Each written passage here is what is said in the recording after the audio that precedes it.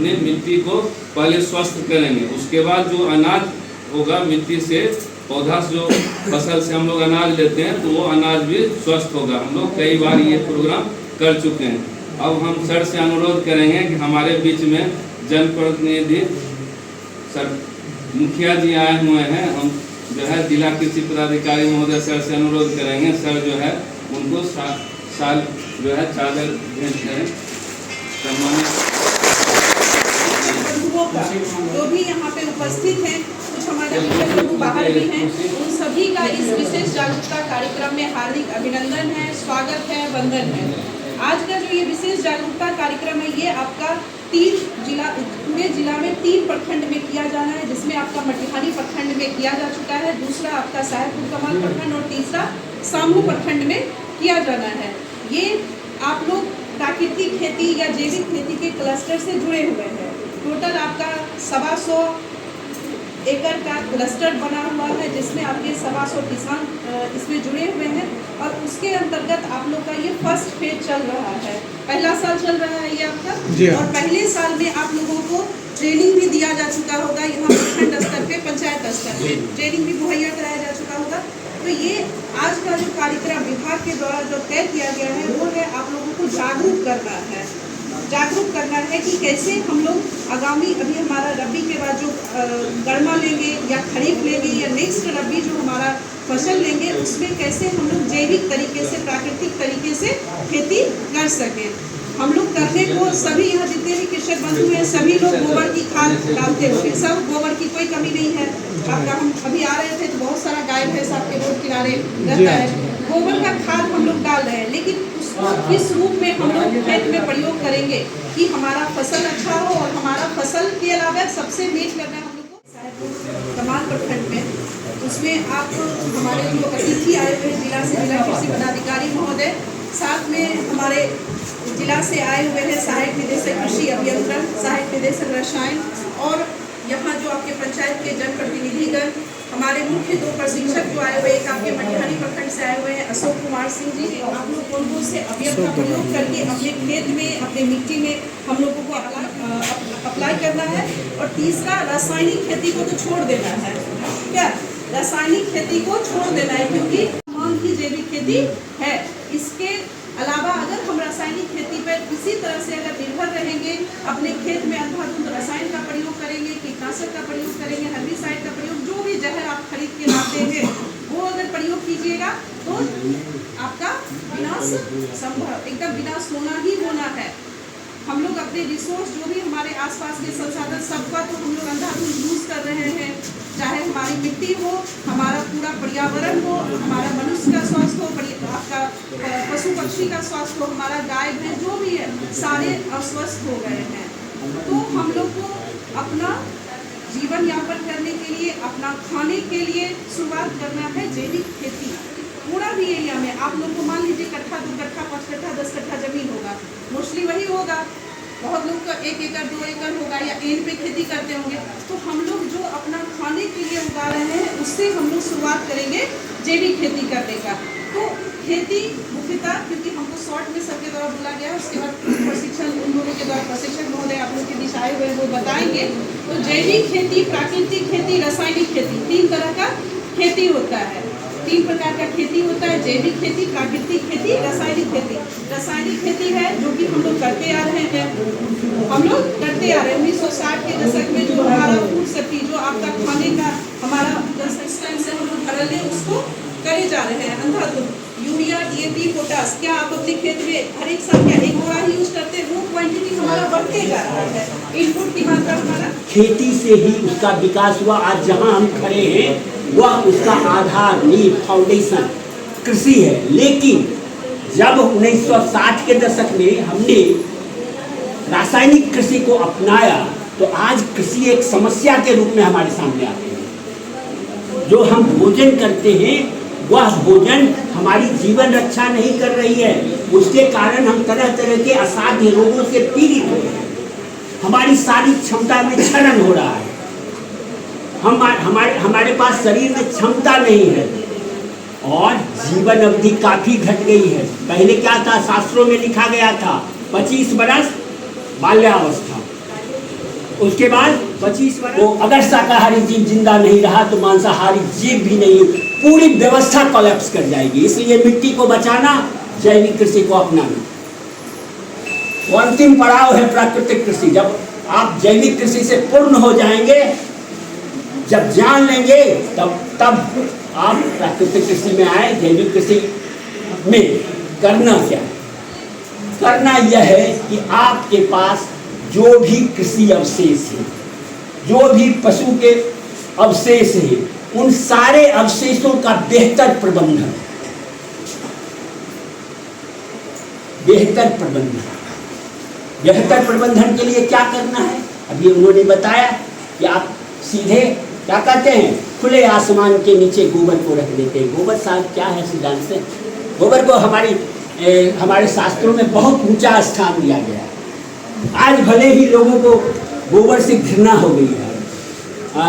प्रेमचंद ने कहा था, भारत के बहुत बड़े सामाजिक लेखक थे, उन्होंने कहा था कि जब किसान के बेटे को गोबर से गंध आने लगेगी, उस दिन अकाल पड़ जाएगा। और आज अकाल पड़ गया है, क्योंकि गांव में जब गुस्सा चढ़ता होगा मुखिया जी को, तो कहते होंगे कि तुमसे गोबर उठवा लूंगा। यानी गोबर उठाने का काम सबसे कम खत्म काम, निचले स्तर का काम बना दिया गया, जबकि गोबर हमारे जीवन का है।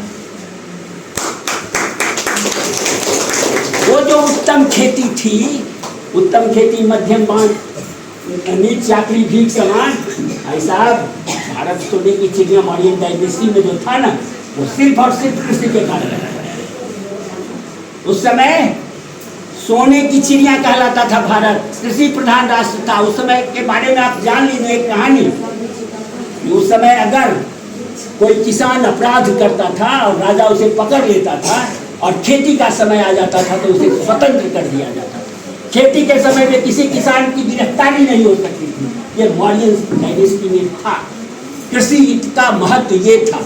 आज कृषि निचले पायदान पर है। क्यों? हम भौतिक युग में जी रहे हैं। भौतिक युग में कितनी आय हमारे जेबों में आ रही है, उस पर आपका सोशल स्टेटस क्लियर होता है। कृषि में आय ही खत्म हो गई। आज आप उधार की खेती कर रहे हैं, ना बीज, ना खाद, ना खेत जोतने की तकनीक, कोई चीज आपका नहीं, सब उधार की खेती, सब बाजार की खेती। आधार की खेती खत्म, आधार है ही नहीं आपके पास।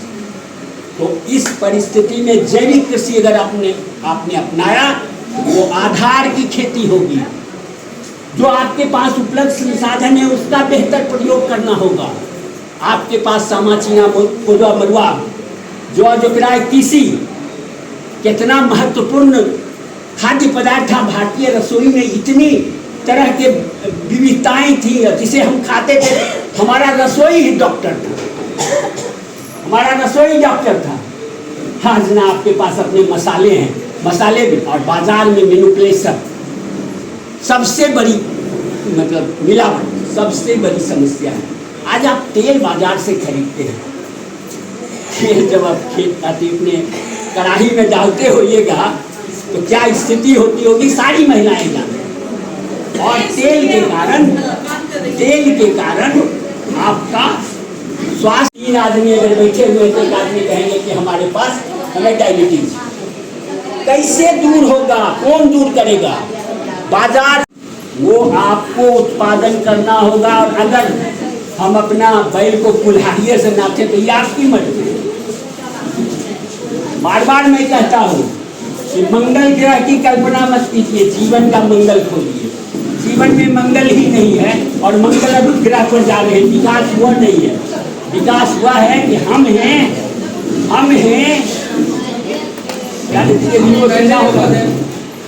आज प्राकृतिक खेती या जैविक खेती की आवश्यकता क्यों पड़ी?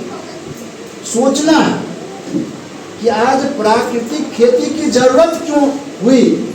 और आज हम सभागार में इस चीज का मंथन कर रहे हैं कि हमको प्राकृतिक खेती करना चाहिए, जैविक खेती करना चाहिए। जैसा कि पूर्व के वक्ता ने बताया कि लगभग 10,000 साल पुराना हमारा यह इतिहास रहा है, जब हम खाद संग्राहक से खाद उत्पादक बने। खाद संग्राहक से मनुष्य खाद उत्पादक बना, यह समय लगभग 10,000 साल पुराना। इस 10,000 साल पुराना की अवधि में 9,950 वर्ष 9,950 वर्ष तो हमने जैविक खेती ही किया, हमने प्राकृतिक खेती ही किया। मात्र 50 से 60 साल में हरित क्रांति का दुष्प्रभाव हुआ कि आज हमको पुनः उस पुरानी पद्धति की ओर जाना पड़ रहा है जिसकी जरूरत। मैं एक उदाहरण देकर बताऊंगा, क्योंकि जैविक खेती के बारे में तो हमारे मास्टर ट्रेनर ने आपको बहुत कुछ बता दिया, लेकिन जो अपना अनुभव है कुछ साझा कर देता है। आप दूध पीते हैं, कहते हैं दूध एक संतुलित आहार है। क्या कहते हैं? संतुलित आहार है। बच्चों को नहीं कुछ हो तो 1 गिलास दूध जरूर कहते हैं, प्रयास करते हैं। मैं अमेजन की बात नहीं करूंगा, क्योंकि अमेजन की शक्ति मुझ में नहीं है। मुझे क्षमता कहाँ है कि हम अमेजन को किसी चीज का आदेश दे। मेरे पॉकेट में पैसा कहाँ है? किसान तो बदहाल है, लेकिन इस बदहाली में भी किसान से समृद्ध कोई नहीं है। क्या शंकर बाबू है कोई? मैं बात करूंगा दूध की क्वालिटी पर। आप दूध पीते हैं, आपके यहाँ गाय जर्सी भी है, एचएफ भी है, और साहिवाल भी है, गुच्चू भी है, जो भी है, जो आपके देसी नस्ल का है। जानते हैं दोनों दूध में कितना अंतर है? दूध को क्वालिटी के आधार पर 2 भागों में बांटा गया है, A2 क्वालिटी और A1 क्वालिटी। आज जो आप दूध ग्रहण कर रहे हैं सब A1 क्वालिटी। मैक्सिमम लोग 99% लोग A1 क्वालिटी दूध पी रहे हैं। जिस दूध को ग्रहण करने के बाद जब वह दूध आपके शरीर में जाता है तो आपके ब्लड में कोलेस्ट्रॉल को बढ़ाता है। अब सोचिए, जिस दूध को आप जीवन रक्षक समझकर ग्रहण कर रहे हैं वही आपके शरीर में जाता है तो आपके से टाइम लेना पड़ता था। आज हम लोगों के बीच हैं और हम लोगों के बीच मेरे दुखड़ा को सुनने के लिए आए। तो सबसे पहले मैं इनका धन्यवाद देना चाहता हूँ। मेरे बीच है और मैं इनको अपना कमी, जो किसानों के बीच कमी है, यह इनके साथ शेयर करूँगा। दूसरा बात है, मुखिया जी चर्चा किए थे 2009 में के बीके के इंचार्ज श्रीनिवास बाबू थे। पूरे प्रखंड के जो है, पूरे प्रखंड से 3 दिवसीय जो है प्रशिक्षण हुआ था वर्मी कंपोस्ट का। दुर्भाग्य था कि हम लोग किए थे 30 व्यक्ति, लेकिन सर्टिफिकेट उसका नहीं मिला। हम लोगों को केचुआ दिया गया था, हम लोग उत्पादन किए थे बहुत दिन तक। केचुआ मरने के बाद फिर हम लोग उस पर पहल नहीं किए। और अशोक बाबू जानते हो, प्रत्येक साल किसानों को नया नया ले जाते हैं दिखने के लिए। पप्पू मुखिया के हैं, वहाँ मेरा ससुराल दिया, ढंग के पूरे बिहार में नंबर 1 किसान है। और वहाँ ले जाके किसानों को जागरूक करते हैं लगे। और विशेष बात हम इसमें नहीं बोलना चाहता हूँ, मैं कृषि पदाधिकारी से बोलना चाहता हूँ। जो सवा के खेती के बारे में कहे थे, वो सवा खेती अगला साल मैंने किया। मंचासीन सभी कृषि विभाग के पदाधिकारीगण हमारे बीच इस क्षेत्र के, हमारे समस्तीपुर पंचायत के मुखिया जी, सरपंच जी, वार्ड पार्षद महोदय सब, प्रगतिशील कृषक हैं, और सबसे प्रमुख जो आप सब हैं अन्नदाता किसान, आप सबों का अभिनंदन है, स्वागत है। हम लोग शुक्रगुजार हैं कि अभी लगन समय के समय में भी आप लोग इतना समय दिए, इतना धैर्य के साथ सब लोग बैठे। ये दर्शाता है कि हम लोग कुछ विचार कर रहे हैं, हम लोग सोच रहे हैं और आगे अच्छा करने के लिए हम लोग दृढ़ संकल्प ले रहे हैं। अच्छा लगा ये कार्यक्रम। उसको बुलाइएगा जरा, वो लड़का है। हाँ ठीक, आ जाओ आ जाओ इधर आ जाओ। तो जैविक खेती के बारे में, प्राकृतिक खेती के बारे में, इधर आ जाओ थोड़ा, के बारे में कई चर्चाएं हुई। सारी चीज़ों को बताया गया। कुछ चीज़ें हैं जो तो हम ऐसा कौन सा खेती करें कि आमदनी बढ़ेगा।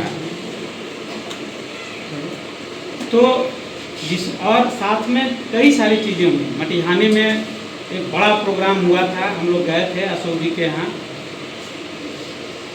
तो वहाँ पर जो बात बताया गया कि 29 लोगों का मृत्यु हुआ, दुर्भाग्यपूर्ण। खाद पर हमारी निर्भरता बहुत ज़्यादा बढ़ गई है। हम लोग उतना मेहनत नहीं कर पा रहे हैं जितना अभी मुखिया जी बताए कि उस समय में तो ये लोग किया करते थे, या इनके पिताजी दादाजी करते थे, या हम लोग के दादाजी पिताजी जो करते थे। हम लोग बचना चाह रहे हैं। क्योंकि गोबर ले जा करके छिट्टा में ले जाना पड़ता था, बैलगाड़ी से ले जाना पड़ता था, बोरा में बांध के ले जाना पड़ता था। तो 10 बार आने जाने में कौन मेहनत करे। यहाँ तो ईंट वाला तो हम लोग अभी देंगे, इसको उठा के ले जाने में पसीना आ जाएगा हम लोग।